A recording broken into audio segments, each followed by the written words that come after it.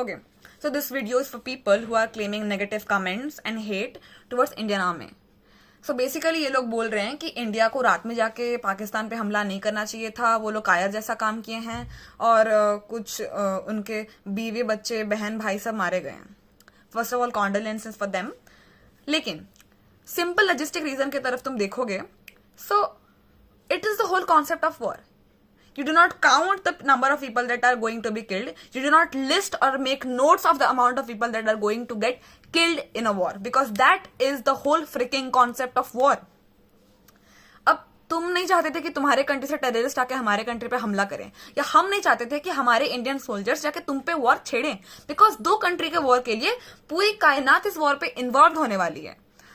That is not something to like celebrate about. Okay, war brings the insane and bizarre amount of destructions ever have made to this mankind. So कोई नहीं चाहता कि ऐसा हो, but sometimes nature demands different plans. Nature does something which is never on someone's mind today. मैं ये कहना चाहती हूँ कि okay, मैं तुमको एक सिंपल बात समझाने की कोशिश करती हूँ.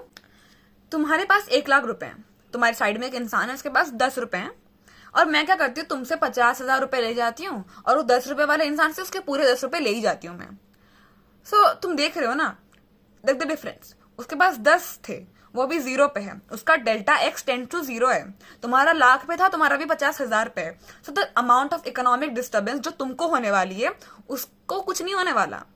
तो अगर हम जाके तुम पे हमला कर रहे हैं तो जितना ज्यादा डिस्टर्बेंस हमारी इकोनॉमी पे आने वाली है उतना तुम पे नहीं आने वाली. Because you are not the country that is being developed right now. We are the country is being developed. तो ज्यादा रिपरकशंस हम पे आने वाले हैं. But still we are doing this because we want revenge. Everybody like अगर हम terrorist होते तुम पे हमला करते, तुम आके हमारे 10 आदमी मार देते और फिर हम नहीं बोलते यार कि लाइक तुमने क्यों मारा. Because we are responsible for this. You are responsible for giving shelter to terrorists in your own country when you could have just fled them away to somewhere else. The first thing that you need to make sure is that अगर war हो रही है हमारे country ने, may be तुम्हारे, I am not like I don't know the exact number of people, but may be हमारे country ने तुम्हारे 10 लोग मारे हैं. तुम तो खाली बैठने वाले में से हो नहीं, तुम भी तो 15 मिसाइल छोड़ोगे ना. तो अगर तुम मिसाइल छोड़ रहे हो, इंडिया में 25 लोग मारे जाते हैं, तो हम तुमसे बैठ के ये कंप्लेंट थोड़ी करेंगे कि तुमने हमारे 15 एक्स्ट्रा क्यों मारे. क्योंकि वॉर में यही होता है. You do not count the number of people you have killed और you are going to get killed. Stop making blames toward anyone.